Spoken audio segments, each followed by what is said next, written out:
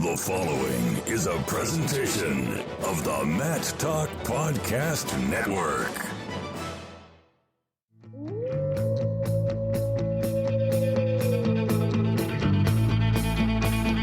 The mind of Pat Popolizio is a wondrous thing. And for you Pack wrestling fans, you'll get to go inside the mind of the Skip each and every episode here on the Pack Mentality Pop-Ins podcast. Now, here's your host, NC State Director of Athletics Digital Communications, Brian Reinhardt.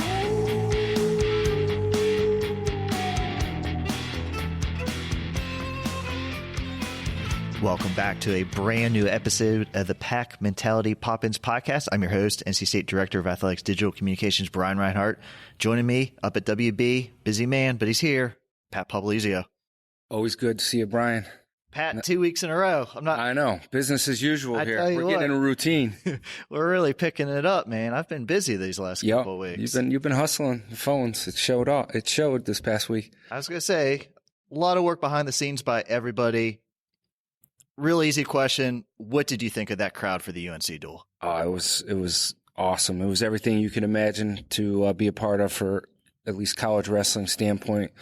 It's what these guys pour their heart and soul into the sport and train to compete in environments like that. So hats off to NC State fans for showing up and backing this program this past week.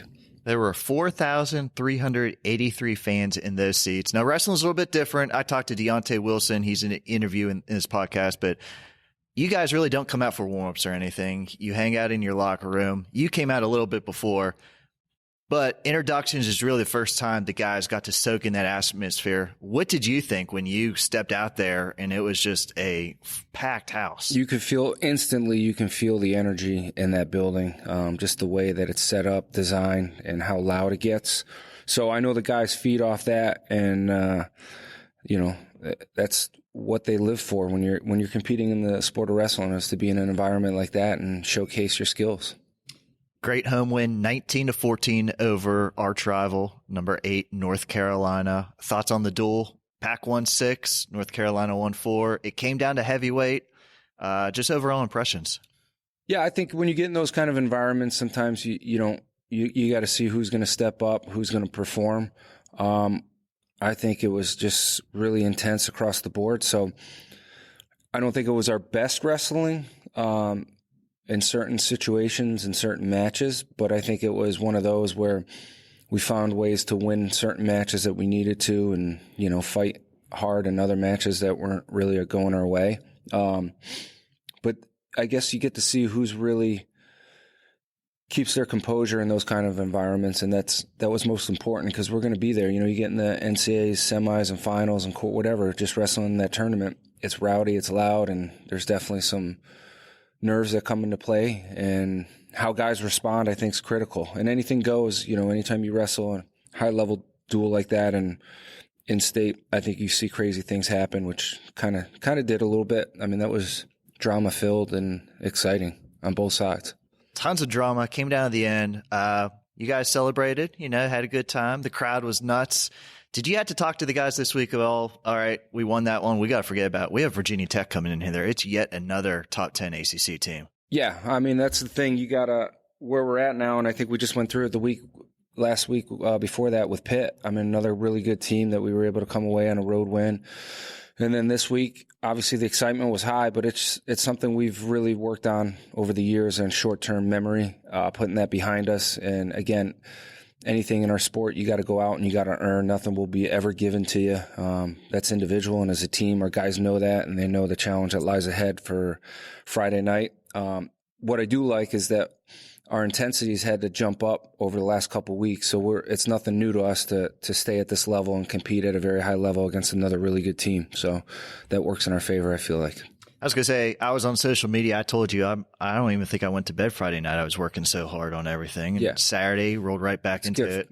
So I didn't get any time off. But yeah. Hardest working SID out there in the business. I tell you. But a lot of people reached out. I know they reached out to me. I assume a lot of people reach out to you, the environment and all that. We did want to note one. You got a Facebook message, Jillian Murphy. She shared a very special story about her and her family. And it's just something that kind of touched you this week. And really, it let you realize what the sport of wrestling means to some of our fans. Yeah, I mean, that's one that was kind of a touching email to get. I guess her husband recently passed away in an accident, and they were bonded by coming to the dual meets and just intrigued with the sport of wrestling, never really been a part of it, and it kind of brought them together with their daughter. And yeah, you get emails like that, and I think it puts a lot of things in perspective, because it has, one of the guys told me he's been coming to NC State athletics for the last 50 years, sporting events, and this was one of the top events that he's ever attended in person, which means a lot, because there's been some great history and tradition with NC State. But I think the people that were here from the beginning, I know you showed me a picture. I try to, maybe you can tweet that out at some point. I am not tweeting that out. But year one, with an ACC duel, and then you fast forward 8 years and you get in this environment, and how people just appreciate the growth. And I mean, I know we do as far as a program. This is huge. This was bigger than winning or losing. This is just seeing something kind of, I guess, hit a level where support and guys, they can feel that it matters here. And when you can get that many people in a stand cheering and being excited about a product, it goes a long way. We're very appreciative of those 4,383 fans that were there, but new week, new top 10 foe. We have to get just as many people, if not more, for this weekend. Number 7, Virginia Tech. You've been all around the country coaching, wrestling. This rivalry with Virginia Tech, it's intense. The last 4 matchups, the winner won the regular season. 2 years ago, Boykin got that walk-off. Last year, Criteria. How big is the rivalry for NC State and Virginia Tech right now? Yeah, it's up there, and I think it's one of those that it helps both programs when it comes to the end of the year. I mean, those guys have a great product. They do a great job. Their guys always wrestle hard, and you're in for a battle. And that's what we signed up for here, and that's what I think is going to make our conference better. This high level of competition, and we've encountered it now 2 weeks back to back. And, you see teams that are bringing home trophies at the NCAAs. That's something they're used to every week, and now we finally have that. So I like where it's putting us as far as a program and a conference. And, yeah, it's one of those. We got to be ready to go Friday night. We know it. Guys know it. They get excited for this matchup. I don't think there's a better date to put on the calendar than Friday being it's Valentine's Day. It's the perfect date night. It's perfect. There's going to be a lot of love in the air Friday night. I can tell you that. So it's a great way to have this. Maybe not between the teams, but my wife decided. Everybody not to else, other than the 10 guys out there competing. Now, we asked fans to come to the UNC duels. We are bribing them to come to the Virginia Tech duel. Well, I'm going to cut you short, because I think it's one of those. If you're not there, you're missing out at this point. People talk. That's all I've been hearing on it is the environment and just what goes on in one of these matches. It's one of those you got to see in person to witness the intensity and the drama and the emotion that goes out on the athletes that are out there competing. Coaches are pretty fiery for both sides too. That's good energy, and that's just passion. I mean, none of that ever gets too heated or wild, and that's just how much work guys put into it. So people get excited. Virginia Tech duel, Friday night, 7:00. Doors open at 6, and that's very important because the first 298 people inside that door are going to receive a Nick Gwizdowski bobblehead. I'm going to pull this one out right now. Well, that's for Nick. This one's for Nick? I brought that one to show to Nick, too. Well, Nick missed the last duel, so maybe Nick needs to get in line. Nick needs to show up at 6 o'clock. It is nice how Nick is back in town this week. Well, you would think Nick will make it to the duel since his bobblehead is going to be out there. But the best part about this bobblehead, one, it captures Nick's essence. Oh, this is But great. it really has Nick at 125. It might not be 125 kilos. His bobblehead might be 125 pounds with the shape, but it turned out spectacular. It's awesome. So we have, 297 now. I gave one away to Nick today. I got one too, actually. Yeah. Well, I counted yours and mine. Right. So we're down to 297. The first 297 fans inside Reynolds Coliseum will receive a Nick Gwizdowski bobblehead Friday night versus Virginia Tech. Very excited. We're going to be honoring some of our alums. We're asking Nick. We'll be honoring him at some point during the match. Big bout, ACC Network. Yeah, this is going to be good. Having it on the network. It's something I just looked at the notes on there. There's going to be a lot of downtime in between matches because of the streaming or whatever the interviews that they'll be doing. So it's good. I mean, ACC wrestling's arrived, and it's about time we rival any conference in the country when it comes to putting a show out for these people on the TV. So it's good. I think it's going to be something that long term really helps the conference with wrestling. On this podcast, Pat, you don't know this, but I've been working all week on this thing. 2 interviews. Shawn Kenney, ESPN announcer, he's going to be on this podcast in a little while to tell us about his excitement. Also have Deonte Wilson. Guess what we're going to be talking about, that big win.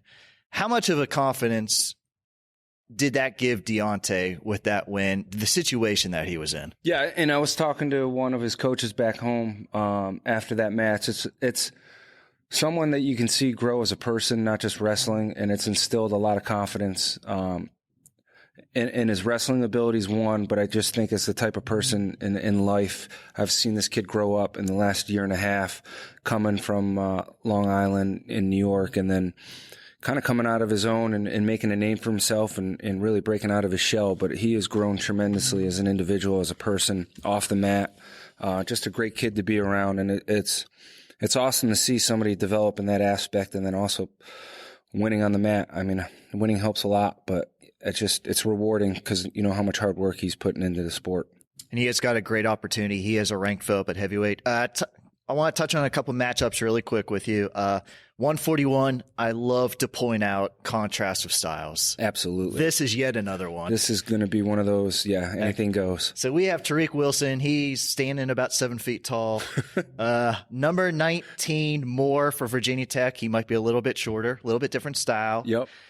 These two met out in Vegas. Very close bout. Tariq hit a 4-point move right at the buzzer, as I recall, and got that win. But Tariq, his confidence is going good. He's wrestling really strong right now, really strong on top, but Moore just as good on top.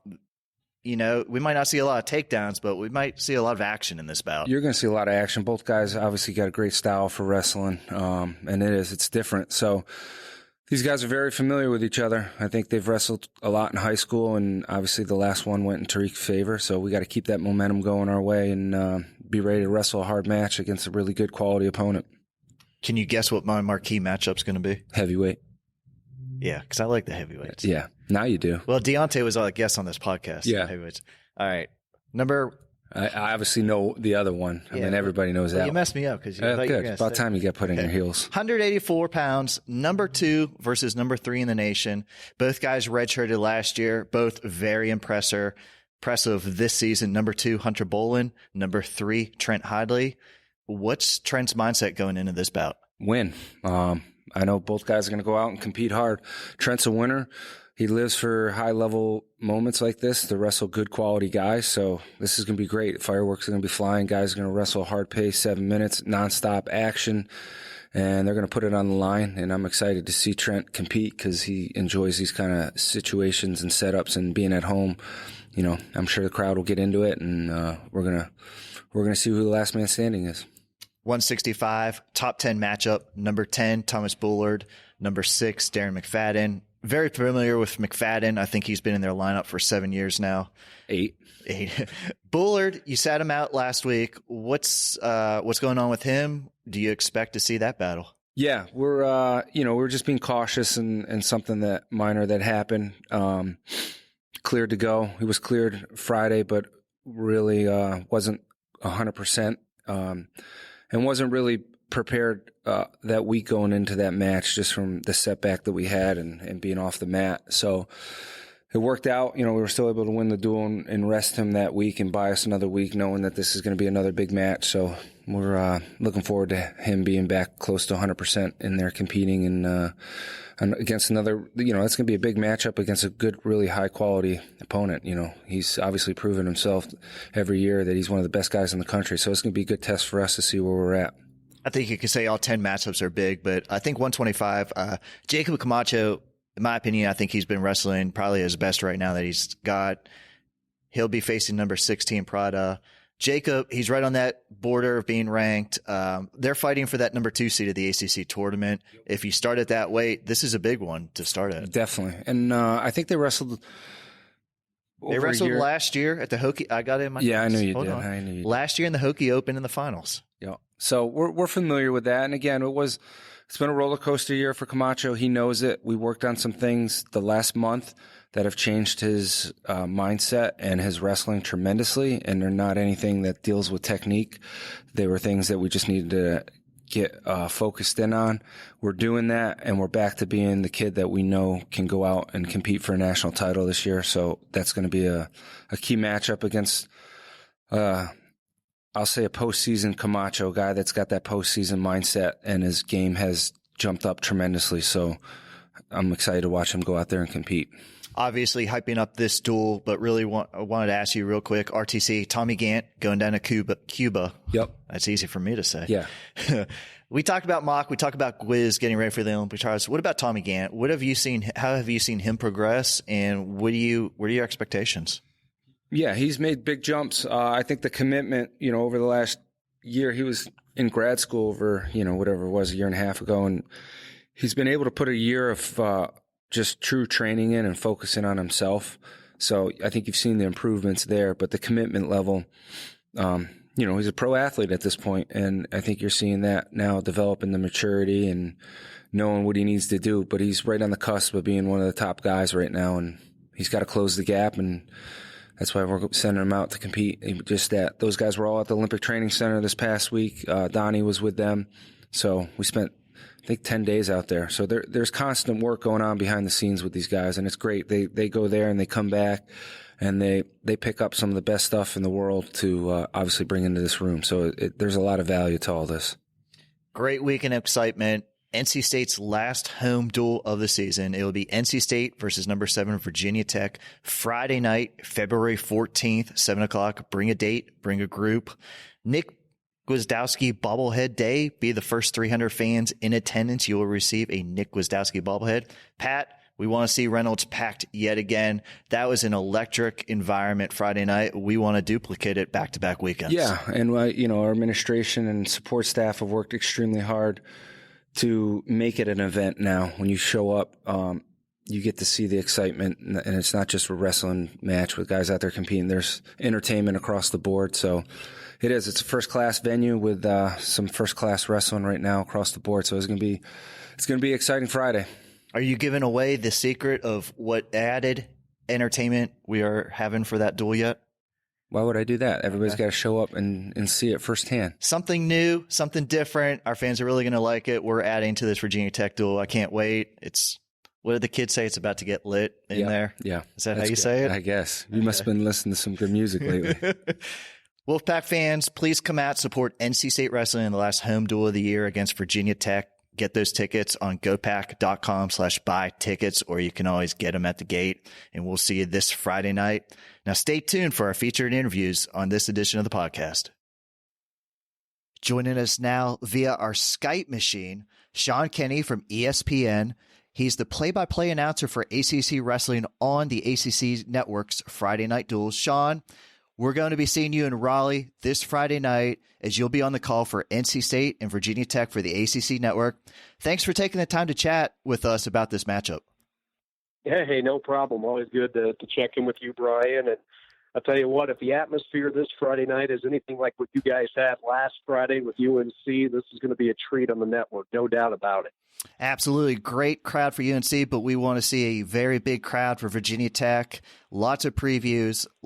It's just going to be a great top 10 matchup. And Shawn, you're no stranger to the ACC. You've covered and announced matches for ESPN at the ACC Championships, but this is a new venture. The ACC Network launched this past summer, and ACC Wrestling has been featured with conference duels on Friday nights.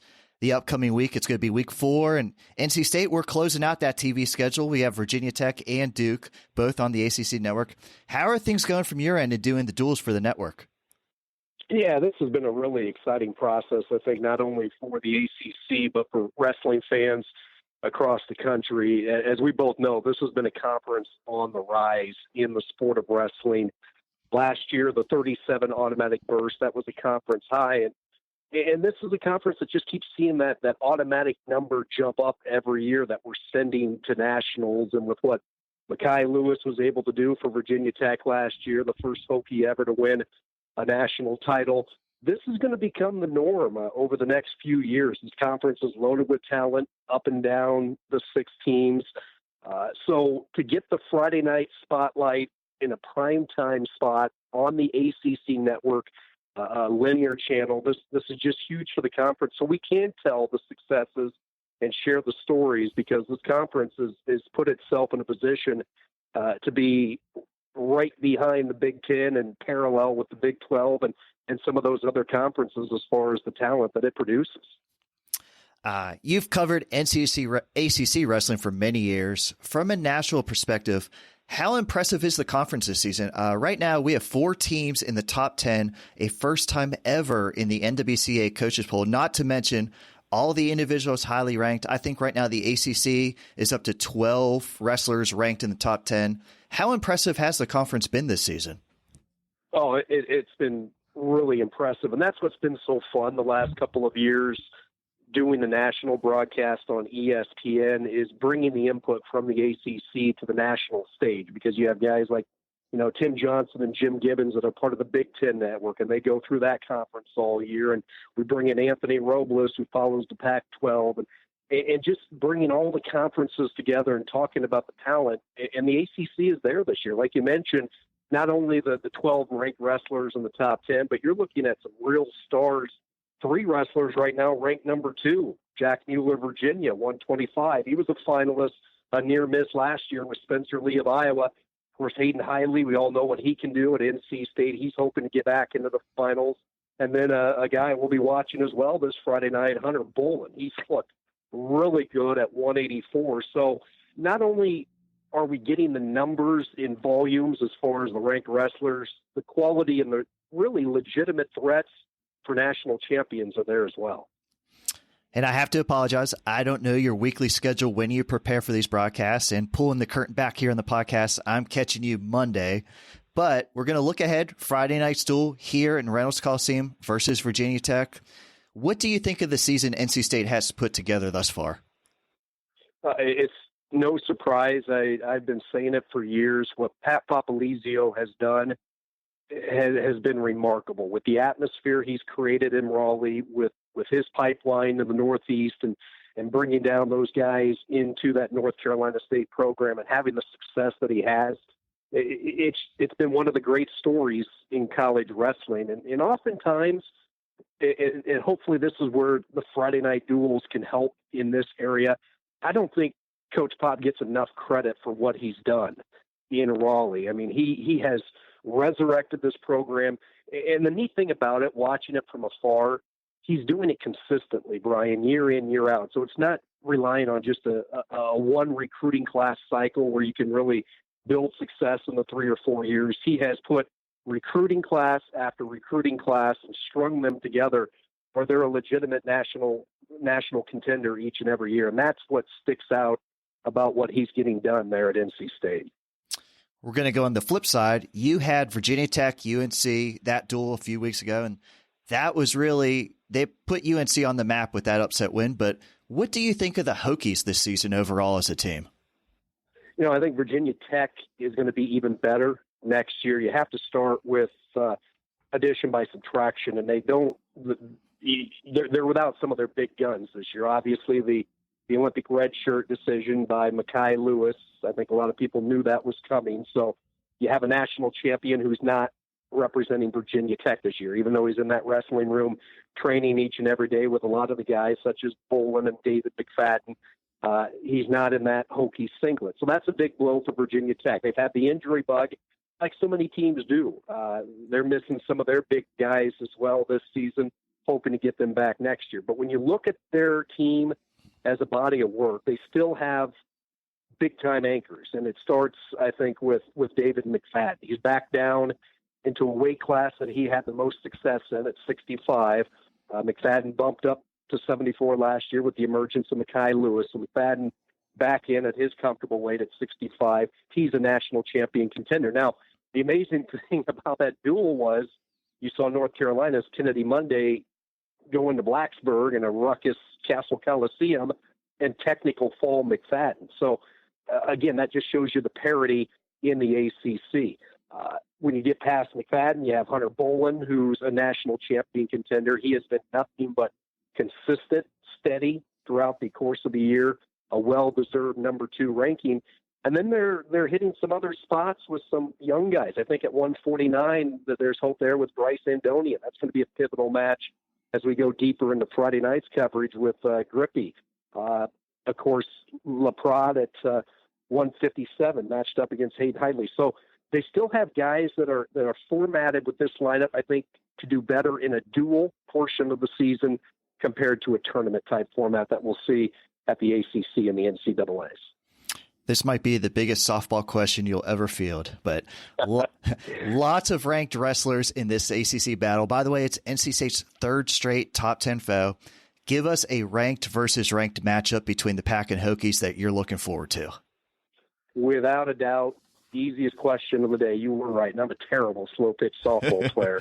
But the Trent Hidley-Hunter Bola match at 184 will have eyes from all across the country drawn to it. I mean, the year that Trent has had, yes, he's an extremely talented wrestler. Yes, we knew about his freestyle success coming in, but you never know how somebody is going to react that first time through as a freshman. And, man, he has been dynamite. I've had a chance to watch a lot of his matches this year. He's lived up to the hype, and like we talked about earlier with Bolin of Virginia Tech, he is a national champion contender. So you have two giants colliding at 184, and without a doubt, that is going to be the match to watch. And, the other one that I would keep an eye on as you go through, and maybe more speculation, is at 165, where, ironically, each of these two teams' big guns did not wrestle last week. Thomas Bullard not in that Wolfpack lineup. It was Tyler Barnes in there last week in the win against UNC, while for Virginia Tech, there was no David McFadden. So question still at 165, but if we get Bullard and McFadden healthy and on the mat, that will be a good one as well. I know you were telling me you watched some of our UNC duel, and I kind of want your point of view. Not sure the last time you were down in Raleigh, but how is Reynolds Coliseum as a home environment? It's as good as they come in the ACC, without a doubt, especially when you pack 4,300 people in there. It's great theater for the viewer at home. I mean, the red and white, the enthusiasm, it's an educated crowd. They know they're wrestling. It certainly is a home match environment, and it's certainly advantageous to the Wolfpack. Castle can get rocking at Virginia Tech. What Coleman Scott's doing in Chapel Hill, the Carmichael, very noisy. We were just in Pittsburgh this past weekend at the Fitzgerald. That's a compact venue, and it gets noisy as well. And Pitt's another sleeping giant in this conference. So, but when looking at the sheer numbers, we have not had a duel this year in the ACC with 4,300 people. So right now, Reynolds is atop the game in that area. Our Wolfpack fans, they have a little bit of a challenge for them this Friday night against Virginia Tech. We need that Reynolds filled once again. But, Shawn, I appreciate you catching up with you today. Look forward to having you come by practice and catching up with Pat and some of the guys ahead of Friday night's duel. Plug the duel and tell our fans where they can see all the action in this top 10 conference clash. Yeah, we'll do. And I just want to say real quickly, Brian, I appreciate the work that you do in your athletic department, because, traveling around the country doing a lot of different wrestling teams, the information that you guys put out promoting North Carolina State is right up there. I mean, it's no coincidence that Pat Popolizio is having success on the mats, but you guys certainly showcase and let people know about it in a really effective way. So thanks for everything that you do. Friday night, it's 6 o'clock Central Time, 7 o'clock Eastern, the ACC Network. It's in that primetime slot. I'll be joined by Rock Harrison. Rock, a former ACC wrestler, along with an official, really brings a unique perspective as far as the officiating goes on those questionable calls, and they always pop up as controversial calls that go one way or the other. That's what makes our sport so great, the debate. Rock can always break it down from the official's perspective and really explains it. And what's neat about our coverage, too, is this is a sport that we want to continue to grow. So we take an approach with our broadcast. Sure, the wrestling fan, the guy that knows every move and the technique and all that, is going to enjoy it. But we also encourage viewers who are maybe new to the sport to jump in and learn about it and discover the stories with these wrestlers. We describe it in a way where we'll explain throughout the course of the duel why somebody does a certain move, how the points are awarded, how the scoring works. So we're trying to build the audience and just keep the momentum going because this ACC is producing a lot of talent right now. So we're just trying to do our part on the network to make sure the stories get told. Shawn, thanks again. I'm excited. I can tell you're really excited. So I can't wait to get you guys down here Friday night, NC State, Virginia Tech. It's going to be a great night of wrestling action. Yeah, Friday can't get here soon enough. I know we're talking with the Wolfpack coaches Wednesday. Looking forward to that. And we'll fly in Thursday and looking forward to it. It's going to be a blast. Joining us for the first time on the Pack Mentality Pop-Ins podcast, no surprise after this past weekend's duel, we have sophomore heavyweight Deonte Wilson. Deonte, thank you for sitting down with us today to talk about that huge win in Reynolds Coliseum. No problem, man. That was a good night for us all. You know, I'm happy the team had a lot of faith in me as much as I have in them. I had to laugh to myself here prepping for this interview. So I've asked you to come do a couple things up at WB, shoot a video, be on the podcast. I've always caught you right after class. For somebody that might not be familiar with NC State's campus, explain to our listeners exactly what kind of walk it is to get from campus to WB.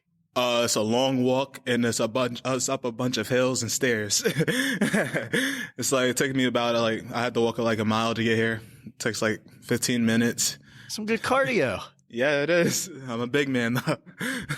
We're taping on a Monday. You've already had practice, a couple of classes. What classes did you have today? I have an African civilizations class. It's a really good class. I'm really interested in it. Other class I had, which I really didn't have because it got canceled, interpersonal communication. Also a very interesting class too. Leaning towards anything in particular for a major right now? I'm leaning towards sport management. Yeah, really just something like I'm just curious about. I'm learning more and more every day. Okay. Well, you can come work for me. I'll put you through the grinder. We'll see if you can help it. We're going to slide away from the student side of things. Let's get into the athletic part of student athlete. You're not a huge poster on social media, but you have all the accounts. Have things finally died down from the excitement of your walk-off win against Carolina this past weekend? Actually, it's still going. But yeah, the team's just been getting me to post more on social media, build it up. They just been hyping everything up. It's been good. I like what the guys did with the video. That was really good. I don't know. The video was Adam Hall was right in your ear as you were walking onto the mat. People like to joke. What was he saying to you? He was hyping me up like he always do. Like, I like Adam. He always right there by my side. Adam, Timmy, Pat, they're always back there making sure I'm ready, keeping me positive, making sure I'm ready to go out and just handle things. Just, trying to take pressure off of me. Like I said earlier, you guys already had practice this morning. Mondays are usually one of the harder practices of the week. What was the vibe like in the mat room heading into yet another top 10 ACC battle, this one against Virginia Tech this weekend? Mondays have to be our hardest days, you know. Mondays set the tone for the week. We have to go in stronger this week, you know. Another top 10 team, as we said, but we're just a team that likes progress. Of course, I'm biased here, but your practice situation, it's got to be one of the best in the country. You have former national champions Nick Wisdowski and Mike Machiavello. They're always around to help you out. They're both training for the Olympic trials, so they're not taking it easy on you. How much have you learned from Gwiz and Mock? Man, I learned so much from them. They always talk to me. Anything about outside the room, inside the room, they're always talking to me. Like right before the match, I was talking to Nick, you know. They always making sure I'm ready. They always I asked him, I could talk to them literally about anything, even Tommy Gant too. Now, you were thrown into the fire last year as a true freshman. How would you rate your rookie campaign? I think it was very successful because it made me come into this year even stronger. You know, I didn't get to go to NCAAs, but it just made me even want it more this year, you know. I'm working harder. I noticed my mistakes from last year, and I'm doing everything I can to improve on it this year. A lot of fans and media, they've been impressed with your gas tank. You're still going strong late in the third period. And how big of an advantage is your cardio? Because a lot of the heavyweight matches, they come down to the very end. Cardio is a big thing, you know. I try to be different from everybody else. I try not to do the same things because, like, pushing, everything, like, I don't typically wrestle like the normal heavyweight, I think, you know? So I just try to use my athleticism to the best of my advantage. What weight are you at? Heavyweight, 285. I meant, what was your actual weight? My actual weight? 285. I actually weighed in 250 that night. Is that kind of where you like to be around, or actually a little bit higher than that usually, but yeah, it felt good. So look good. Zipping right in that match on Friday night, when you were up in New York being recruited, did you know what kind of rivalry NC State and North Carolina was? Honestly, I did not. I guess I had an idea of it, but you know, like I'm up north. I didn't really get into wrestling like that early. You know, I got into the sport kind of late. I was just looking at my options. I could have figured out that it was pretty tough, but I figured out when I got here. You know, were there football aspirations up in New York? Football, a little bit, yeah. What position? I was defensive end and defensive tackle. Better against the run or the pass? The pass. Okay. Pass. All about the stats. But now 2 years on campus, going through the first time ever, these two teams, they were in the top 10. What did you think of the duel Friday night? The duel? Obviously we wanted all guys to win, you know, but I think it just shows us how much we progress, you know, how much stronger we just got to keep going, keep pushing. You know, ACC is almost here. We're just training harder. Like what it comes down to is that, you know, what matters is the end. I think wrestling's a little bit different before duel for you guys. Now, you guys work out and get ready up here in WB in the mat room. Then you come down to Reynolds for weigh-ins and go to the locker room. But you only come out mat side for the intros. So obviously 285 is the last one to get introduced. What was your first impression of that crowd when you were introduced? I just felt the excitement. Like I was just even more excited to be there. And it's just like, I have to perform, you know? It's like, I just have to put on a show. We came here, we're going to showcase our talents tonight. This is what we worked all week for. I mean, there were 4,383 fans in that arena.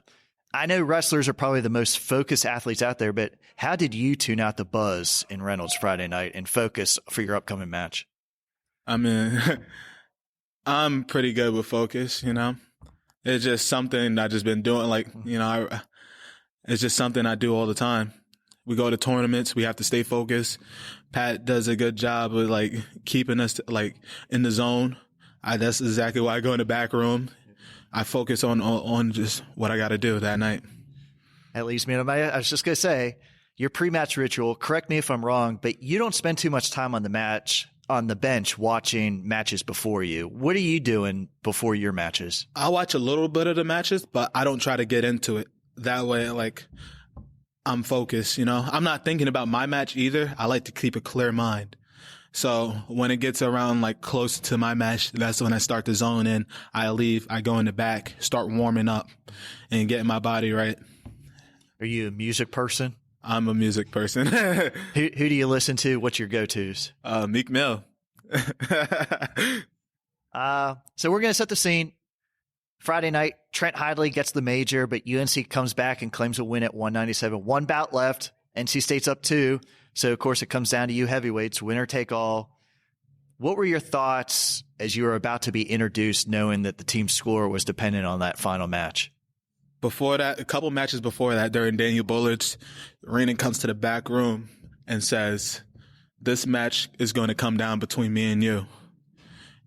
Right then I knew. I was like, don't think about pressure, you know? At the end of the day, it's a match, you know? This is what we came here to do. This is what we do. We wrestle. And no matter what, you go all in, you go all out, you know? It's all or nothing. So that's exactly what I did. I just gave it my all. I was going to say that UNC duel, the coaches decided to start at 125, meant you were last. Was there a time, I don't think in college, but high school, where it came down to 285 for your team win at all? Or was this your first time under these circumstances? No, this is my first time. Yeah. Okay. Not nervous at all? You just go out there, knew what you had to do? No, this is, like I said, this is what we do. Pat does a good job with preparing us for these situations. All right. We always practice this in the room. We'll go in the match a little bit. Scoreless first. You started down, got the escape early in the second. Looked like it was going to be 1-0 going in the third, but You got a great takedown late on the edge of the mat. It wasn't awarded at first, but the rest reviewed takedown. How big was that takedown very late in the period? It was really big because I knew I needed a takedown. Going into the match, I was like, I got to get a takedown. As you can see throughout the match, I was looking for it the whole time, and I finally got it. It didn't matter when it was going to happen, but I just knew I needed to get it, especially before third period. You nervous when they went into review knowing that they didn't even call the takedown to begin with? Honestly, I was pretty sure. And you could probably talk to Pat. He probably could see that I was pretty sure on the side. I was really calm about it. If I didn't get it, oh, well, it's like I would have to work for it again. This it's what I got to do. And I would have chased for it, and I would have probably got it again. Third period, he chooses down, gets that escape. It's a 1-point lead. We're going to the final 30 seconds. Off of a restart, I thought he shot a little quickly, to be honest with you, but he got in really deep. How did you defend that shot and turn it into your own takedown? I think it's really hard for people to score on me, because I have flexibility, I have good balance, but I was moving him. I just knew I had to move him. I kept moving him, and then he got separate. He made himself extended, and I just saw my opportunity, and I did what we practiced for. That is something we also been practicing all week in the room. I was going to say, it was a quick decision. You went down, saw his ankle, grabbed his ankle, and that obviously sealed the takedown. Instinct, is that what you guys practice? Yeah, it's mad awareness. We just got to see it and then just take advantage of it, Now, this is a PG podcast. I have no idea how to edit. So can you tell our listeners, what did you mouth off once you got the 2 points? I said I'm a bad man. I figured that's what it was. I just want to make sure. But obviously, a lot of emotions. I think that was the most fired up I've ever seen. The way it went down, too, you saw our bench reaction. How excited were you after that final horn? Oh, man, I felt like the celebration was almost the best part about it. Just seeing that the match was over, I'm so zoned in. All I see is my coaches and me and my opponent. That's all I see. And then when that match was over, I just come out of that space and I just look around and I see 4,383 people, and just the excitement just got to me, The celebration, I see my team celebrating, and I just kept flexing, and it was just a great moment. I was gonna say, now granted, NC State's gonna keep winning here every year, but you might not get another chance with that with that big of a crowd, the excitement that was. I hope you got to soak it all in too. I did. It was a great experience. The biggest thing about it, I think I'm just happy my team had a lot of faith in me, the same faith I have in them. If they were put in this situation, I expect them to come out with a win, just like I did. Was anybody in New York able to come down for this duel? No, but they were watching. I was going to say, did you make sure everybody got the videos and saw you and got to celebrate with you? All my family got the videos. All my friends got the videos. All right, typical sports analogy. You have to enjoy the win that night, but it's on to the next. Yes. Your next bout comes this Friday night, the home finale. Another top 10 ACC duel is number 3, NC State hosts number 7, Virginia Tech. You have a ranked matchup in front of you. Virginia Tech's John Borst. He's been ranked all year. You didn't face off last year against each other. What do you have to do to get another ranked win this Friday night? I have to get the takedown. That's what I'm about. Takedown really decides the matches, especially at heavyweight. And then right from then on, it's just we just got to see what happens. With the streak that you're on now, great win against UVA, this win, how much confidence do you have going down the stretch and going into the postseason, maybe compared to last year? The biggest thing this year was my confidence in my shot, my defense, my riding, my ability to stand up to my feet. It just been getting better and better, and I talk to my coaches. We have one-on-one meetings, and we just speak about it all the time. Deonte, appreciate you stopping by. We always take care of our heavyweights here on the Pack Mentality Poppins podcast, but so glad you could catch us up and just go over that win on Friday night. It was one heck of an environment. Thank you. I want to thank everybody for listening today. This is your Pack Mentality Poppins podcast covering all things NC State wrestling. Until next time, Wolfpack wrestling fans, go Pack.